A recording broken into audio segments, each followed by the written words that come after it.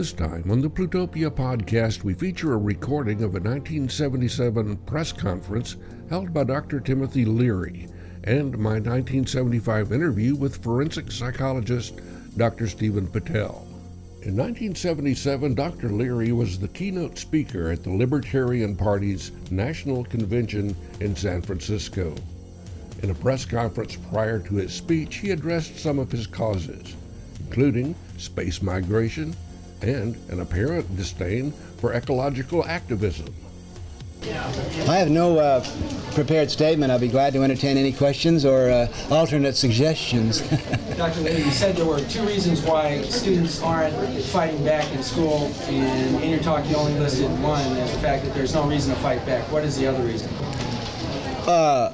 Yeah, the first reason is that the police state restrictions that tormented us during the 60s have been overthrown, and the country is literally freer now, I think, than it's ever been before, in terms of ideas, cultural experiments, confidence, mutual respect. We're a much freer country now, thanks to those that fought for freedom in the 60s. There simply aren't the old bad guys around now that we have to protest against.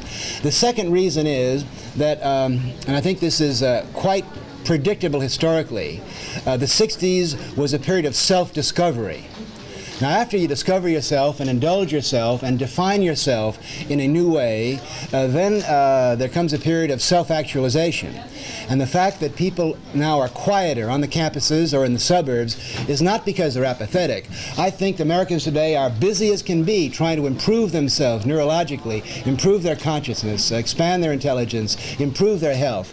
I think the fact that the pleasure, leisure, hedonic, aesthetic industry in this country has now become the #1 industry is testimony to the fact that in a quiet, invisible, non-political way, Americans are busy actualizing themselves, building their own personal realities, and it takes a tremendous amount of creativity and energy and discipline to take responsibility for your own reality. So I respect and honor the quiescence, and it's not a laid-back quiescence of the 50s at all. It's a very thoughtful, it's a very exploring, and it's a very actualizing period that we're going through. And I think that from this self-actualizing period of the 70s, we're going to move into higher levels of collectivity.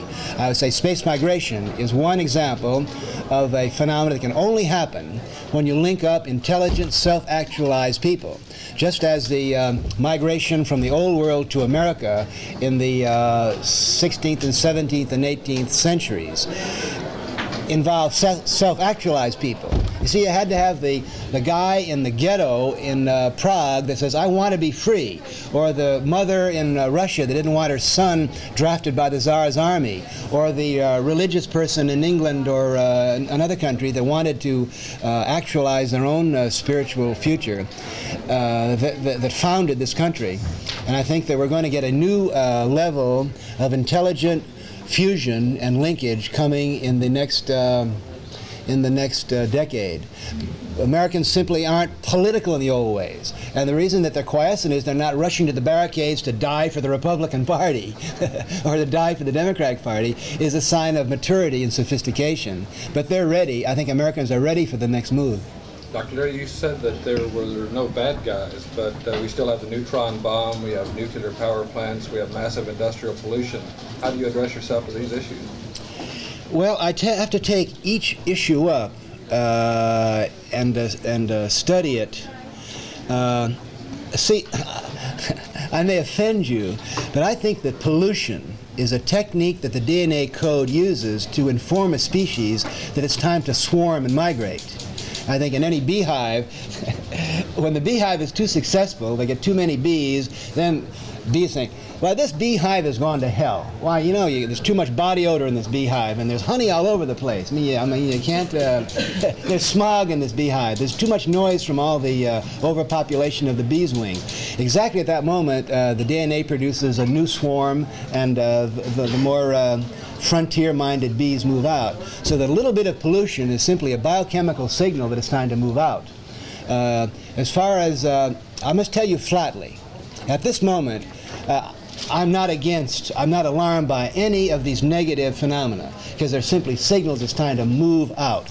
Last winter, for example, was a glorious winter for those of us that believe in migration from the planet, because it was clear that the geography and the climate and the logistics of planetary living don't work. When the most advanced technological country had the citrus crop dying in Florida, and we had gas shortages in Ohio, and a drought in California, and when the snowdrifts were 24 feet tall, paralyzing Buffalo, I went to Buffalo and I said, Buffalo is an intelligence test that you failed.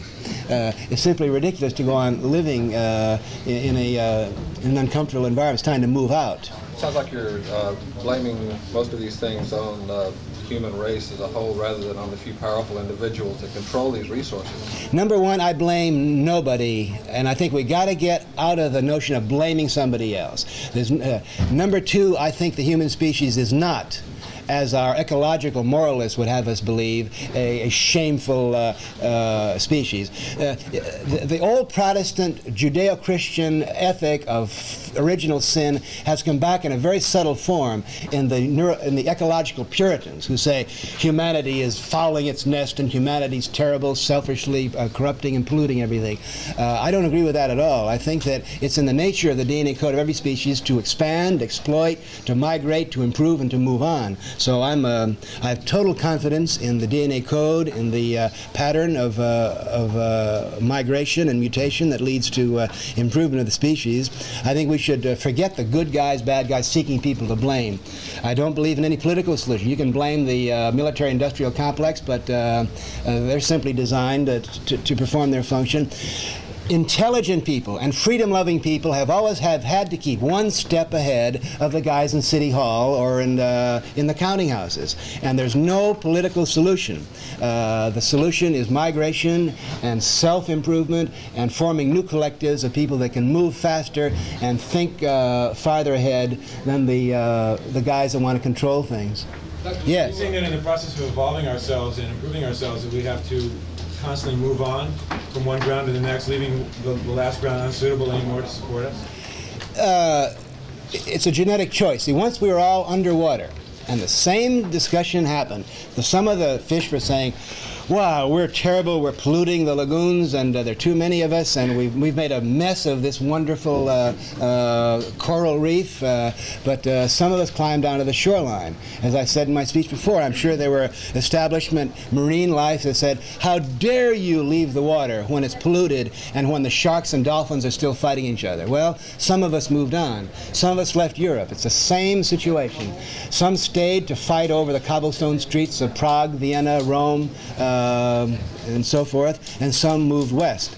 And I said in my speech, and I'm saying in all of my publications these days, the movement westward is the movement of the evolution of intelligence. We've run out of western frontier, and the new frontier, which is going to be won by Westerners, is going to be in the new worlds of space colonization. Let's try here.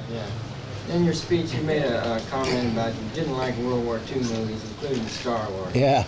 Now, I want to get your comments on Star Wars, plus why you think there's such a huge public reaction to it, plus like the continuing interest in Star Trek, and the kind of people that like those things. Are these the kind of people that you think are going to be these new pioneers?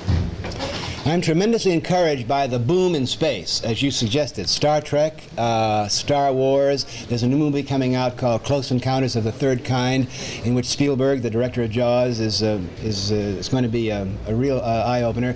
I'm encouraged by the fact that 62% of the American people believe in UFOs. I don't. I don't think they are going to come down in bubbles underwater to talk to a primitive species like us. It's our challenge to go up there. Evolution is always, you can't sit around passively waiting for them to come to us. There's not going to be a Messiah. There's not going to be UFOs coming in chromium, platinum spaceships. I love the fact that in this country, I'd say over 2/3 of the people know that something is going to happen up there. These are premonitions. I'm sure that before we left the water, a lot of the fish were having, the more advanced fish were having visions about God as a big silver fish that's going to come down here and going to solve all of our problems. isn't it true that throughout human history, most of our myths and philosophies and religions have been science fiction, in the sense of talking about people in heaven with wings or chariots, or that all the action takes place off the surface of the planet? So I'm delighted by the boom, and it's not going to go away. The new frontier, John Wayne of the future is going to be in space. The espionage movies are going to be in space. The detective stories are going to be in space. This is corrupt, it's vulgar, and I think it's basically erroneous, but it's a good sign, because it's a sign that we're looking upward and outward to the new frontier. Now, as far as Star Wars is concerned, the reason, if you're technically interested, the reason why they built in that World War II, remember going down, that's because laser technology involved mirrors, and it's easy in laser technology to give you that feeling of motion. So if you're in motion like that, what are you going to do? You're going to make a World War II movie, right? This is kind of innocent, naive technology. I like Star Wars, because what Star Wars is telling our species of domesticated apes on this planet, the post-terrestrials, what Star Wars is telling us is, don't worry, dear domesticated apes, the future is going to be like the past, and there's going to be Hitler, the bad guys, and there's going to be the victory to the brave little band of space cadets. They're simply reassuring the nervous that what was past is going to be future, and that virtue is going to win out. So basically, Star Wars is a technological fairy tale to reassure people that space is going to be all right. We're now on the verge of an eruption of intelligence, which is going to dramatically change our view of human nature and our political and economic postures. In all of the projections by the futurologists, for example, the Club of Rome, they'll give you the curve of pollution, they'll give you the curve of energy, they'll give you the curve of population. One thing they never build in their equation, the possibility that we'll get smarter. And I think the neurological energy is just as important as electricity or fossil fuels. And I believe that genetically we are so designed that we're as smart as we have to be. And I'm here to tell you, if you're too smart for your tribe, you can be in trouble. At times of crisis or challenge, species and I think a society can rise to greater heights. I would submit to you World War II as an example of mobilized intelligence, when on the German side they took rocketry, which had been around since Goddard and Solsovsky, and bang, in what, 6 years, they built these incredible V2s, which are still top hardware. At the same time, the liberal scientists all came over here, and in what, 3 years, fissioned the atom, although Rutherford, 20 years before, said it couldn't be done. Now, this is an example of a generation of, and a mobilization of intelligence, which I think is always responsive to migration. And that's why I've said over and over again that a basic function of freedom is mobility and the chance to migrate and to meet new challenges.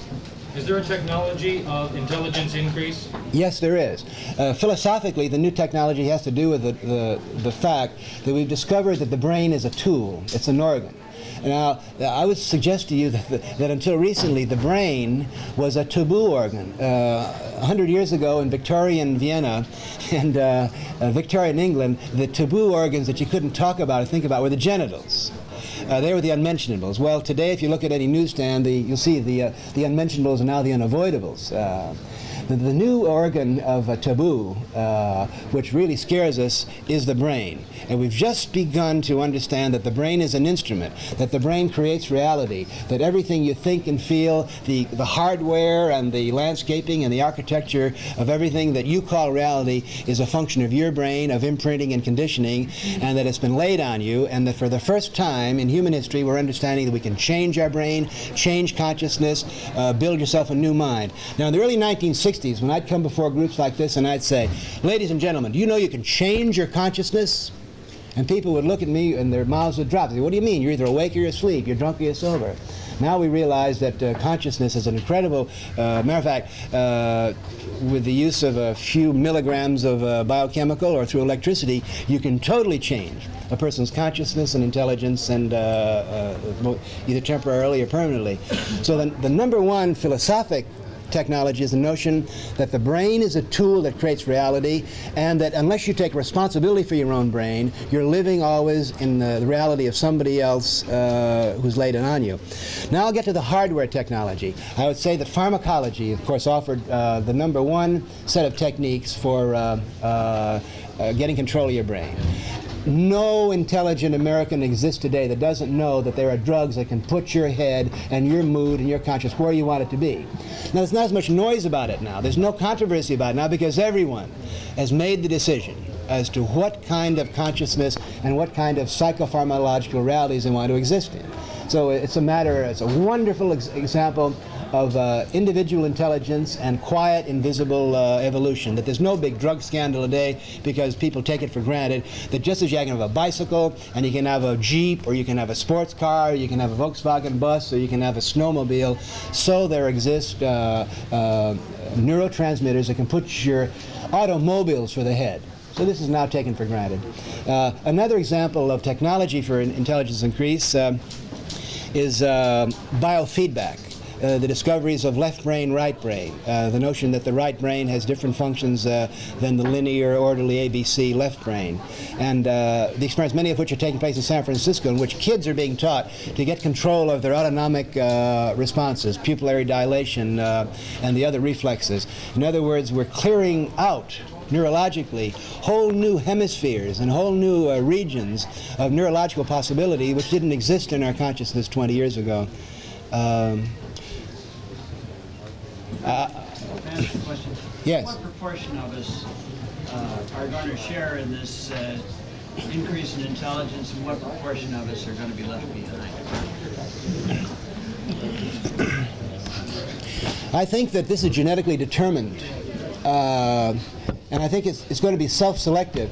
People often say, well, who's going to decide who's going to be in space? You know, as though space belongs to NASA or space belongs to General Dynamics. It's got to be self-selection. Those that want to get smarter are urged to make this a central goal of your life. It's simply smart to be smarter.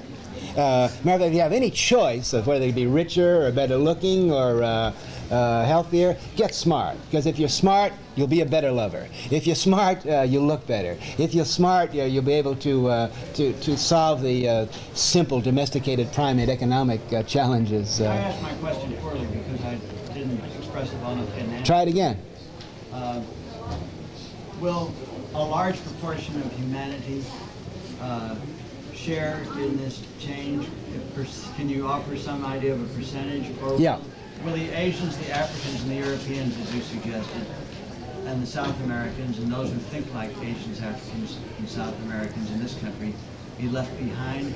Will there be 3% of us doing it? Will there be 95% of us becoming geniuses? I think the historical parallel to migration from the old worlds to the new world is the best historical example we have. I mean, we've been mutating so quickly. You know, in the last 32 years since Hiroshima, literally, it has happened so quickly that anytime you're caught in a toboggan slide of evolution, you know, it's hard to, it's going so fast, and every week there's a new jolt, or there's a new fad, or there's a new possibility. It's happening so quickly that it's hard to get compass readings and navigational courses. So I always go back to the historical precedent of the American Revolution and the American migration. As I say, I spent a lot of time in Europe, and people love to be back there in Europe. They're living in the reality of Basel or of Zurich, and I tell Europeans all the time, you know, come on over, try it out. There's no question in my mind that California and the West Coast of the United States is freer. It's more dynamic. Sure, there are more kooks, but that's one of the fallouts of freedom. California is freer than Chicago, and it's freer than Boston and Washington, and certainly freer than the old world. So all we can do is invite those. We have to keep it open. We have to keep it self-selective. I'm totally opposed to any committee deciding, well, you can go, but you can't. America wasn't founded that way. At least North America wasn't. I suspect that in the next 20 years, we're going to see maybe less than 1%. And I think these are genetically selected. As I said earlier, the first wave are the macho militarists, and they fade out. Then come the domesticated frontier pioneers. Then then the operators and the spiritual mafia begin to follow, and there's always going to be the military hanging around, and it's always a trade-off with them. But O'Neill says, and O'Neill, by the way, is an extremely respectable hardware scientist from Princeton University and NASA backing. O'Neill says that according to his timetable, and his timetable is being revised downward, by the year 2020, more people will be leaving the planet than are being born.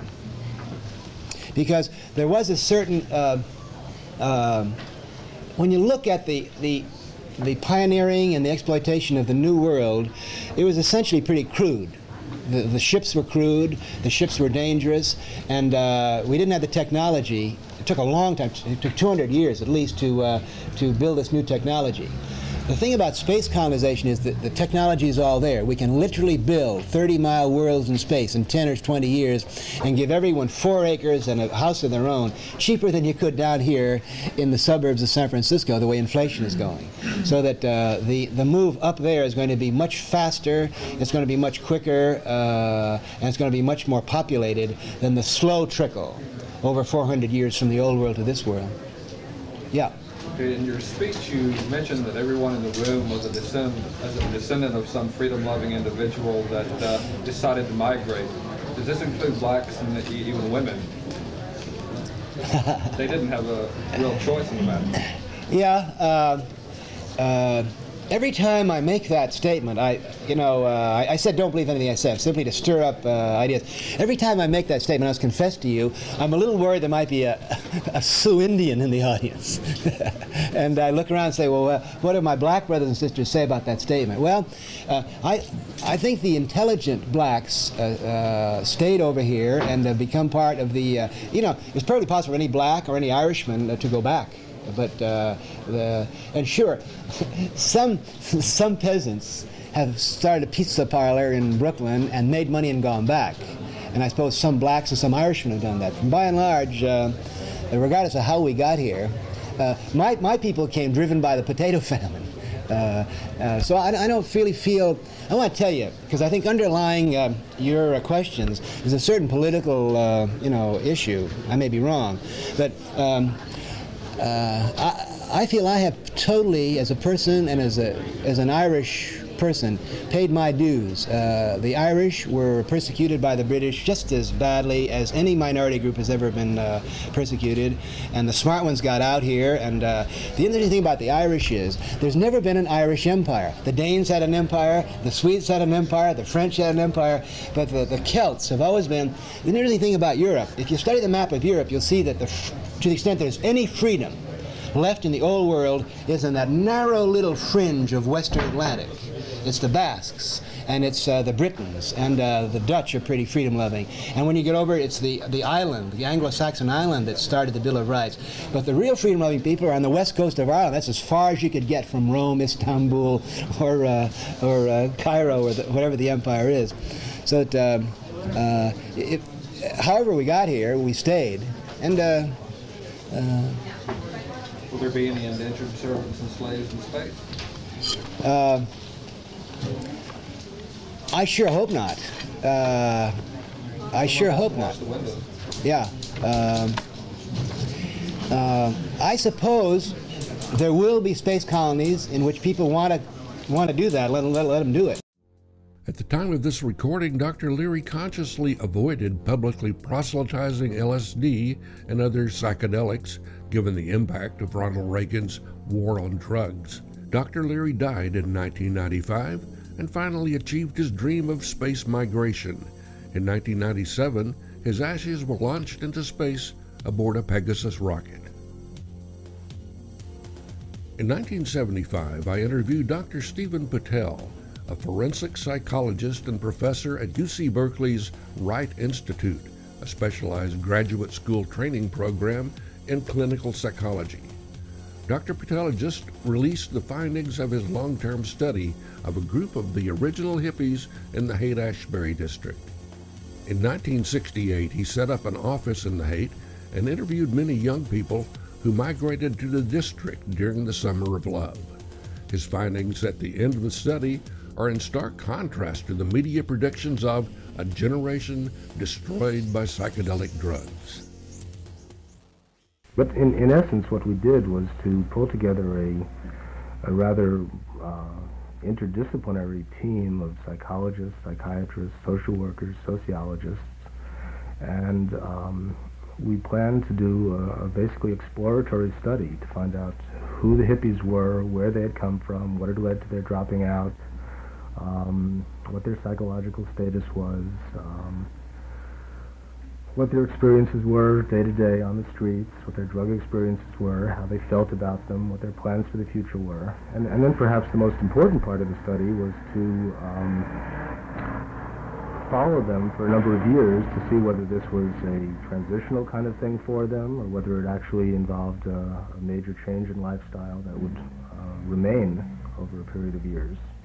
And also to see, at that time there were great speculations about what the chronic effects of drug involvement might be. And of course we were interested in finding out whether there would be any either beneficial or adverse consequences resulting from their very heavy drug involvement. When you started this was looked at mainly as a passing phenomenon, wasn't it? Not entirely. There were some people who were very concerned that perhaps the advent of psychedelic drugs and a radically different kind of lifestyle would actually lead to the destruction of a generation. There were all sorts of doomsday thinkers who were afraid that youngsters from a relatively privileged and elite stratum of society would essentially be throwing their lives away by getting involved in this kind of thing. There were others who felt that it was a passing phenomenon, perhaps yet another instance of adolescent rebellion or faddish kind of behavior. And I think that in all honesty to those concerned, that the National Institute of Mental Health was responding to their ignorance about the problem. They just didn't know what its dimensions were, what its portents were, and we were funded to try to find out for them. How did you go about doing this? How many people were involved in this study? We established a research headquarters in the heart of the Haight-Ashbury neighborhood, and based there were a team of at times up to 25 professionals and research assistants and secretaries who were involved with the study. At first we thought that it would be very hard for us to find subjects for the research. We were told that the hippies would be very wary of any establishment-based research, that they would be reluctant to talk with us. And so we planned quite carefully for recruiting them. We had research assistants out on the streets, and we had formed liaisons with the Haight-Ashbury Free Medical Clinic and with the Switchboard and Huckleberries and a variety of other self-help groups and organizations in the neighborhood. We found, however, much to our delighted surprise, that the people in the neighborhood were very, very willing to talk to us. They weren't uptight about confidentiality or anonymity. In fact, we were probably more concerned about it than they were. We would encourage people to approach us with some caution to find out about us before they really agreed to cooperate, but we were just flooded with subjects. We found it was much more difficult to get people to stop talking about themselves than to begin. How many of these people were you actually able to keep in touch with over this period of years? Well, over the first 2 years of the study, we began with an initial sample of about 250 who actually completed the initial intake assessment that we had planned. And that was rather strenuous kind of thing. It involved some 30 hours of interviews and tests and informal kinds of contacts. And overall, we maintained contact with slightly over 70% of them over a 4-year period. It would require a book in its own right just to talk about the logistics of that follow-up. I think you know that our major finding is that compared to the way they appeared at the time that the study began, the vast majority of our subjects looked considerably straighter at the end of 4 years. You say they look straighter, but what about their beliefs, their... Well, we looked at both kinds of things. When I say they look straighter, what I mean is that if you consider those characteristics that first attracted so much attention to the hippies, their style of dress, their personal appearance, their drug use, their relations with family, their interpersonal relationships, in almost all regards, they were straighter. That is, they tended to be employed or in school. They tended to be dressed more like the average person of their age rather than in some more exotic or bizarre fashion. Drug use was dramatically reduced for the entire sample. There were some exceptions, which I'll talk about later. Nonetheless, in the majority of cases, their attitudes and beliefs and values remained very strongly influenced by the psychedelic vision, if you will, or by a kind of bitterness or cynicism about the American way of life, but probably not nearly so dramatically at the end of 4 years, as not so dramatically different from the majority of youngsters as they were at the beginning of the study. Well, here I guess is a good time to introduce the idea that there are really 3 groups within our sample, and we refer to them as the re-entry group, the semi-re-entry group, and the non-re-entry group. And I think we have to talk about the 3 groups differently. The re-entry group are those who either weren't affected very much at all by their involvement, or who actually benefited to some extent from it. Not surprisingly, these were the kids who psychologically were most intact, were most together at the time that the study began.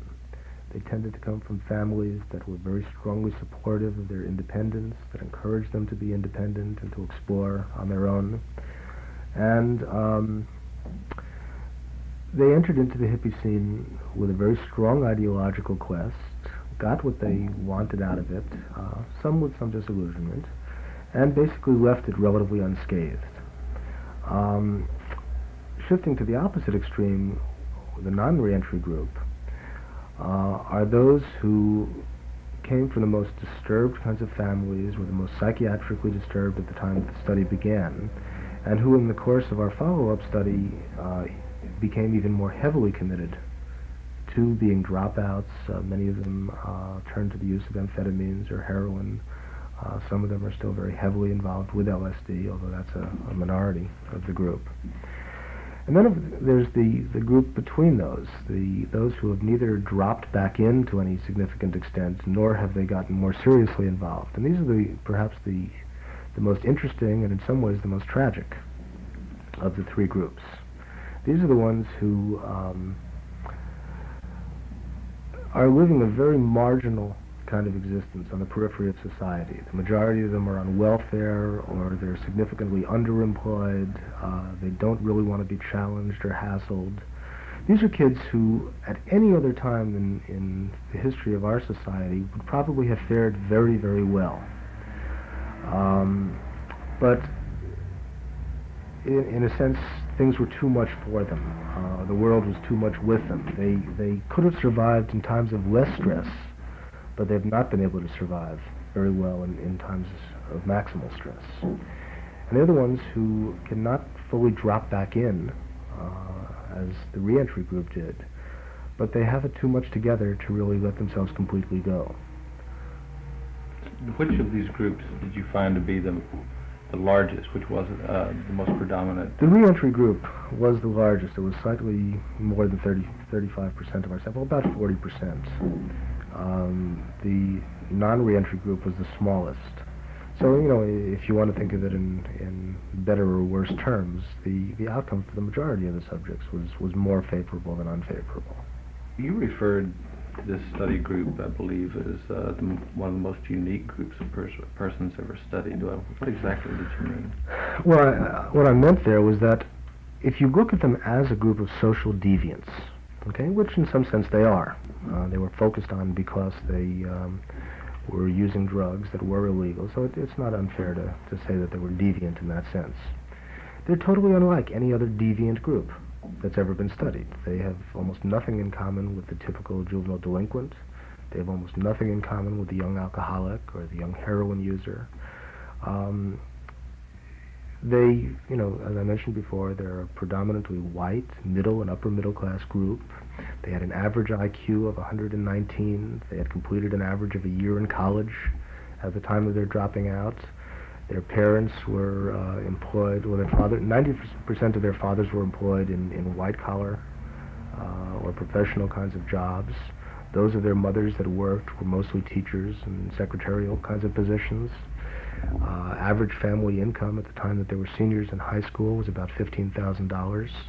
So, they just aren't the kinds of kids that you would have expected to drop out. And I think this is one of the reasons that such inordinate attention was focused on them, that, it doesn't, drug use, for example, in America has long been a problem, but it's been a problem that's been on the other side of the tracks. It's been an endemic problem in black and minority communities and ghettos throughout the country, and nobody much cared about it. It was when it began to affect the white, middle, and upper middle class kids that there was a huge governmental response and community response of concern. Well, let me focus on three results. First, thinking about the follow-up study. The most interesting result is also the most trivial. Namely, that the outcome that we observed in terms of social and psychological adjustment following their involvement in the Haight-Ashbury culture was almost entirely determined by how intact they had been at the time that they entered the study. Those kids who were the most together or intact ended up that way. Those who were the most disturbed at the beginning of the study ended up that way. So that the great concerns about a whole generation being wasted by psychedelic drugs was hardly the case. In fact, neither our study nor any others have really shown any chronic impairment resulting from the use of these drugs. And remember, we started with a group of kids who were very seriously committed. At the time that we began working with them, they averaged between 100 and 150 LSD experiences each. Okay, so that's one, I think, important kind of study, which allows us to put the whole phenomenon into some kind of perspective, and really suggests to parents who express that kind of concern that if they trusted their kids and trusted the kind of upbringing that they had prior to that sort of adolescent involvement, that the consequences aren't that much to be feared. Second finding, which is of, I think, great importance, is that in trying to account for why this elite or privileged group of youngsters dropped out and got so heavily invested in psychedelic drugs, I've mentioned one factor, namely their sense of being special or different or outcasts. But the more important finding was that these are kids who, despite their middle class or upper middle class heritage, had unusually traumatic middle childhoods. That is, the middle childhood period from the time a kid is from, say, 6 to 12, from the time they begin school until the beginning of puberty, are usually seen as a time of relative tranquility. That's a time when, because they're not bothered by a lot of social demands upon them, and because they've broken some of the dependency on the family and are more involved in a pure culture through school, and because they're no longer involved in the kind of rapid biological changes that take place before age 6 and again in puberty, that this is a time of relative freedom where kids can grow tremendously, where they can, through their interests and activities and schoolwork and hobbies and daydreams, they can explore the world and learn all of the tools that they will need to help them become mature adults. And almost every theorist agrees that if this so-called latency period or middle childhood period is not a time of great tranquility, that the kinds of development that has to go on at that time will be interfered with. And I guess probably the single most important finding of our study is that our subjects were most unusually stressed during this supposedly benign period of life. And it wasn't any one particular kind of stress or family upset, but rather they tended to move a lot. Families tended to break up a lot. Children were born. All sorts of untoward incidents occurred in their life. So rather than being a time of greatest freedom from stress, it was a time of greatest stress. And this has proved in our study to be a very important determinant of subsequent outcome. I guess the last thing that I should mention is the way different people respond to psychedelic drugs. And here again we found that by looking at people's reactions to drugs and what they said about them, that we could make some very accurate predictions about what would subsequently happen to them. For example, those subjects who described their first LSD experience as one of great visual beauty or perceptual beauty, but who didn't elaborate very much on that in terms of spiritual or mystical kinds of experience, that those were the ones who were most likely to give up all drug use subsequently. It was for them a pleasant and enjoyable experience, but it wasn't a need-gratifying kind of experience. They didn't make too much of the experience. And they largely lost interest in the drugs when it stopped being a unique kind of thing for them. Those who perceived their first LSD or their best LSD experience to be one of involving some kind of spiritual awakening were the ones who were most likely to continue the use of psychedelic drugs only. Those who experienced on their LSD experiences a sense of calm or nirvana or a feeling of escape from pain and nothing much more are the ones who most likely got into either heroin or barbiturate use subsequently. And finally, those who reported in their LSD experiences a great sense of energy, of excitement, who focused more on the rate at which new ideas came into their mind rather than on the ideas themselves, were the ones who subsequently were most likely to get into either cocaine or amphetamines.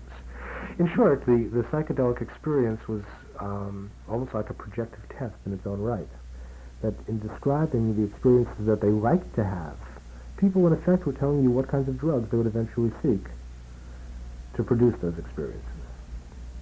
And I guess those are really three of our most important findings. Did you deal at all with the use of marijuana in this culture? Did that have any effect at all? Well, we couldn't really deal with that because marijuana was a backdrop against which all other drug experiences took place. The average pattern of drug use for our subjects was daily use of marijuana, interspersed with more sporadic use of other drugs, usually psychedelics. Most of our subjects had experimented with 10 to 12 different drugs, usually in the first couple of months of their drug involvement, and then tended to stabilize into fairly stable patterns of drug use. At the beginning of our study, that was almost exclusively psychedelic. That is, although about a quarter of our subjects had used harder drugs at the beginning of our study, this is usually a once or twice kind of experience, and at the time that we selected them for study, they were using just marijuana and LSD. The use of marijuana, did you find that this continued over this period of time? Did people react to this as they did with the psychedelic drugs and just left it, or did you find that this stayed with them? One of the criteria for being in the reentry group was the termination of all drug use except occasional marijuana use. About a third of our subjects, a little over a third of our subjects fell into that group, and I would say that about half of them had terminated all drug use, including marijuana. The remaining half of that reentry group continued to use marijuana, but considerably less than they had at the beginning of our study. Okay, as far as the uses of the study you've done, the practical uses, what do you see as being a contribution this will make? Well, I think that along with some other work that's been done over the years, it makes a considerable contribution to the whole question of what sorts of treatment, if any, people should be given for certain types of drug use. In fact, directly from the study resulted a procedure that we developed to determine the nature and extent of a person's drug involvement and the treatments that are best suited to that. A lot of our findings are of particular theoretical kinds of interest, such as the prediction of subsequent drug use from early LSD experiences, which haven't been used in an applied sense very much, but which certainly have potential for that. Perhaps the most important applied finding of our study is that we have a great tendency to lose perspective when studying a so-called deviant group. And I think what we failed to look at seriously enough at the beginning of our study, but which subsequently came to be very important, were the kinds of street survival skills that people had, the kind of competencies that people manifest in their everyday life, that rather than focusing on the behaviors that give people problems or that are viewed negatively from a social stance, we should have focused much more than we did on the kinds of interpersonal skills and social skills and living skills that people developed to help them adapt to this culture. And subsequently, we've used a number of those kinds of findings to develop employment programs for youth, to develop employment programs for former addicts and alcoholics, by looking not at their disabilities or liabilities, but rather at the kind of strengths that they manifest and what's important to them. There's an old African proverb that sums it up pretty well, that before you attempt to take away from a man that which he cherishes most and holds most dear, be sure that you have something of value with which to replace it. You can follow the Plutopia News Network at plutopia.io. On Facebook, go to @Plutopia News. On Twitter, it's @Plutopia. With John Lepkowski, I'm Scoop Sweeney. This is the Plutopia News Network, 20 minutes into the future.